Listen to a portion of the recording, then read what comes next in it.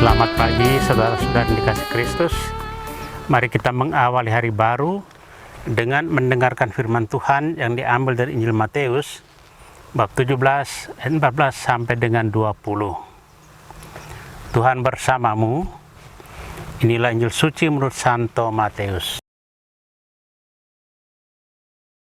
Sekali peristiwa datanglah seorang mendapatkan Yesus dan menyembah, katanya, "Tuhan, kasihlah anakku, ia sakit ayan dan sangat menderita.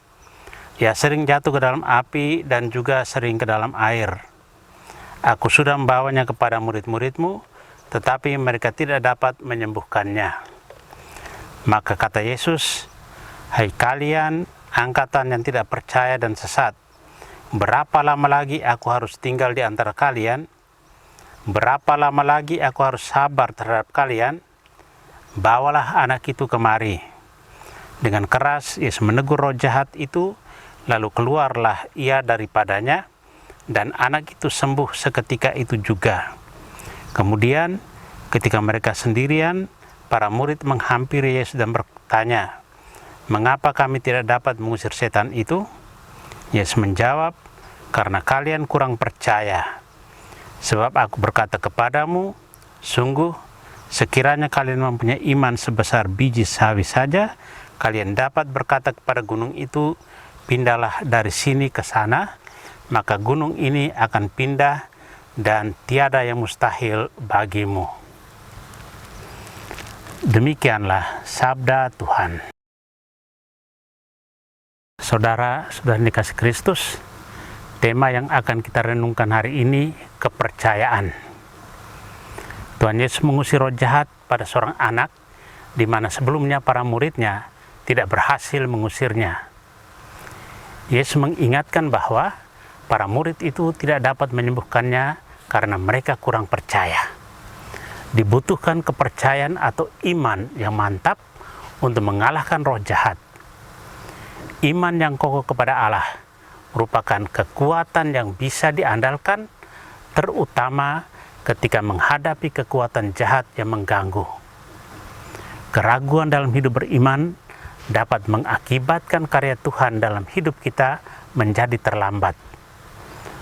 Orang yang meragukan kuasa Tuhan juga akan memperlambat kuasa Tuhan berkarya dalam hidupnya.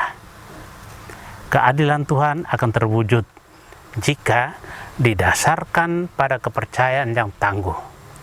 Tanpa kepercayaan dan iman pada Allah, tidak mungkin manusia berhasil melangkah dalam hidup. Keraguan itulah yang terjadi dalam diri para murid Yesus yang tidak bisa menyembuhkan orang sakit. Mereka tidak percaya akan kuasa Tuhan yang ada dalam diri mereka untuk menyembuhkan orang sakit. Injil dengan jelas menceritakan hal itu dengan kata-kata Yesus, "Hai kamu angkatan yang tidak percaya." Itulah keluhan Yesus kepada pengikutnya. Amanat yang dapat kita petik adalah, mulailah hidup dengan percaya pada Tuhan dan kasih terhadap sesama. Modal utama kepercayaan akan memberi dorongan kuat agar kuasa Tuhan mengalir dalam hidup kita dan berkarya dalam diri kita. Saudara-saudari, secara tidak langsung Yesus mengeritik para murid yang tidak sanggup mengusir roh jahat dari seorang anak. Dia menyadarkan para murid bahwa mereka kurang percaya sehingga tidak dapat melaksanakan perutusan mereka. Keyakinan penuh dan bertumpu pada kekuatan ilahi harusnya menjadi andalan para murid dan bukan pada keyakinan diri bahwa mereka bisa. Ingatlah bahwa Yesus berkarya tidak didasarkan hal-hal gaib, melainkan pada kuasa Allah. Bila orang mempersatukan diri dengan Allah dengan iman yang teguh, maka ia dinaungi oleh Roh Allah. Para murid disadarkan supaya tidak berkarya untuk kepentingan diri sendiri, tapi sungguh menampilkan kekuatan Allah yang berkarya di dalam kehidupan mereka. Hanya dengan demikian, para murid mampu membangun kehidupan bersama seperti yang Yesus kehendaki. Tuhan memberkati kita. Amin. Marilah kita berdoa. Tuhan, pagi ini kembali kami naikkan syukur dan permohonan. Terima kasih sudah menjaga kami saat tidur maupun bangun. Terima kasih untuk udara sejuk dan segar pagi ini. Bukalah mata hati kami di awal hari ini. Mampukan kami memandang kemurahan dan karya-Mu, serta memuji dan memuliakan-Mu melalui pekerjaan dan pelayanan kami hari ini.